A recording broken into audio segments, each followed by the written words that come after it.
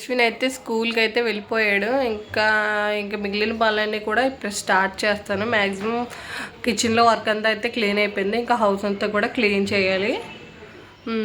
ఇంకా house clean చేసేసి ఇంకా నేను ఫ్రెష్ అవ్వాలి.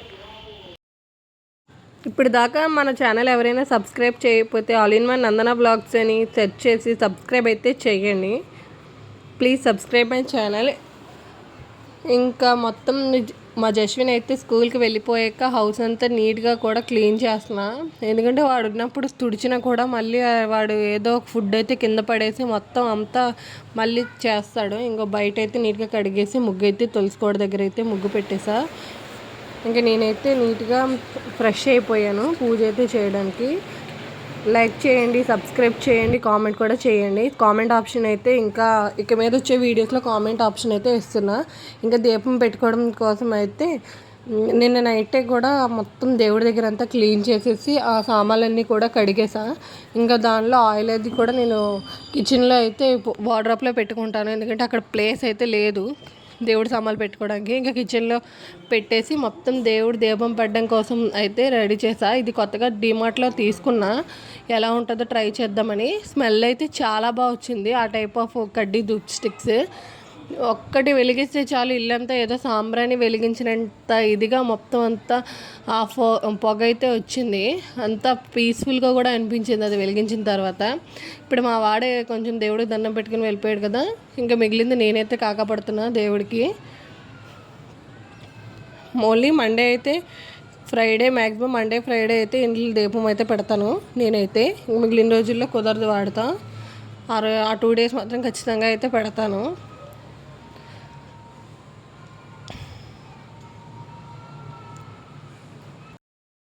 దీపం అయితే అయిపోయిన తర్వాత నేనైతే నెక్స్ట్ ఇంకా కిచెన్లోకి వెళ్ళి మొత్తం టిఫిన్ అని చేసేసి నెక్స్ట్ ఇంకా వంట పనులు అయితే మధ్యాహ్నం లంచ్ కోసం అయితే స్టార్ట్ చేస్తాను.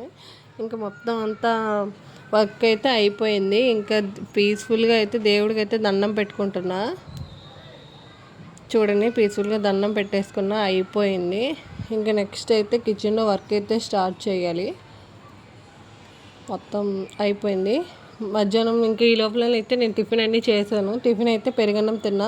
ఇంకా మధ్యాహ్నం లంచ్లోకి అయితే చిక్కుడుకాయ చేస్తున్నా. ఎందుకంటే కాయగూరలు ఏమీ లేవు. సాటర్డే తెచ్చిన చిక్కుడుకాయలు అయితే కొంచెం ఉండిపోయాయి. ఇంకా ఆ రోజు సగం వండాము. ఇంకా మిగిలినవి అయితే మండే కోసం అని ఉంచేసా ఆ రోజు. ఇంకా వాటిని నీట్గా క్లీన్ చేసేసి వాటిని అయితే ప్రిపేర్ చేస్తున్నా. మార్నింగ్ కడిగిన గిన్నెలు ఇక్కడే పెట్టేసా, బయట ఎండలో అయితే పెట్టేస్తున్నా. ఇప్పుడు ఫాస్ట్గా అయిపోతే ఇంక ఈలోపు అప్పటికే 10:30 అలా అయిపోయింది టైము. ఇంకా వాడు మళ్ళీ రిటర్న్ అయితే వచ్చేస్తాడు. 12 కల్లా స్కూల్ అయితే వదిలేస్తారు, మళ్ళీ వచ్చేస్తాడు. చిక్కుడుకాయ కర్రీ కోసం అయితే ఆనియన్స్ అన్నీ ప్రిపేర్ చేసుకుంటున్నా. ఆనియన్స్ కట్ చేస్తున్నా నీట్గా.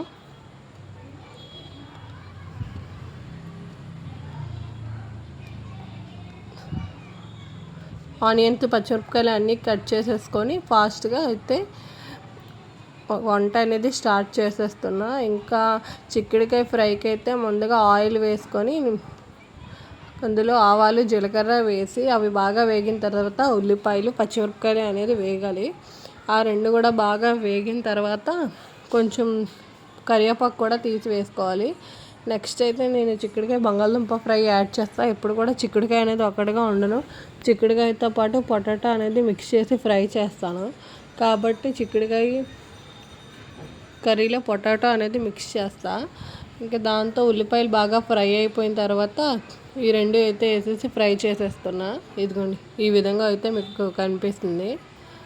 ఈ రెండు బాగా ఫ్రై అయిపోయిన తర్వాత లాస్ట్లో కూరకి సరిపడే ఉప్పు, పసుపు, లైట్గా కారం వేసుకోవాలి. ఇలాంటి ఫ్రైలో కారం తక్కువగా వేసుకుంటే వెజ్ టేస్ట్ అనేది మాత్రం ఆ కాయగూర యొక్క టేస్ట్ అనేది మనకు తెలుస్తుంది. మరి కారం ఎక్కువగా వేసేస్తే కారం వాసన తప్పిలా అనిపిస్తుంది నాకైతే.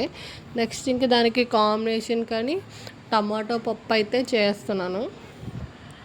దానికోసం 2 గ్లాసుల చిన్న గ్లాసుల పప్పు అయితే వేసుకొని నీట్గా వాష్ చేసుకొని అందులో 2 ఉల్లిపాయలు, 2 టమాటీలు, 2 పచ్చిమిరపకాయలు వేసి ఒక వెల్లుల్లిపాయ రబ్బు కూడా వేసి దాన్ని అయితే కుక్కర్లో 2 గ్లాసెస్కి పప్పుకి 4 గ్లాసులు నీళ్ళు వేసుకొని అయితే పప్పు అయితే ఒక 4-5 విజిల్స్ వచ్చేంత వరకు కూడా మనం విజిల్స్ అయితే కొట్టించుకోవాలి.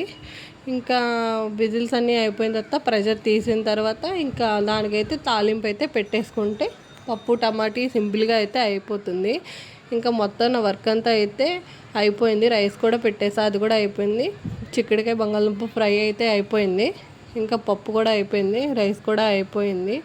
ఇంకా అన్నీ వంట అంతా అయ్యేసరికి ఇన్ని గిన్నెలు అయితే వచ్చాయి. ఈవినింగ్ అయితే వాటిని కడగాలి.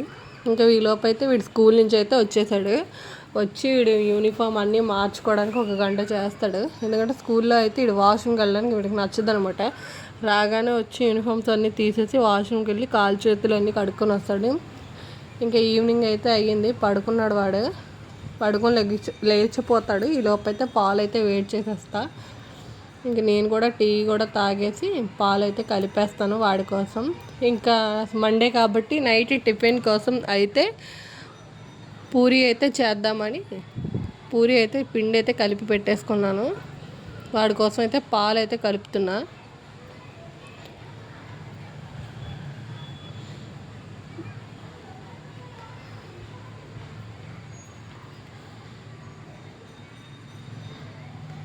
చిన్ను చిన్ను ఇగో పాలు తాగు.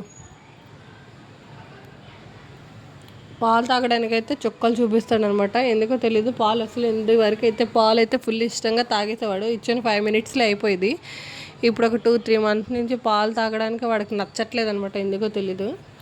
ఇంకా పూరీలోకి కాంబినేషన్గా పూరీ కర్రీ అయితే నా స్టైల్లో చెప్తాను. ముందుగా ఆయిల్ వేసుకొని అందులో ఆవాలు జీలకర్ర కొంచెం తాలింపు సామాన్లు అయితే వేసేసుకొని బాగా ఫ్రై అయితే చేసేసుకోవాలన్నమాట.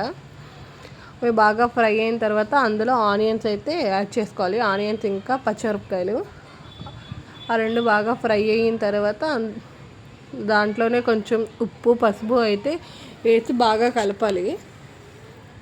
ఎందుకంటే ఉల్లిపాయ ఉప్పు వేయడం వల్ల తొందరగా మగ్గుతుంది అనమాట.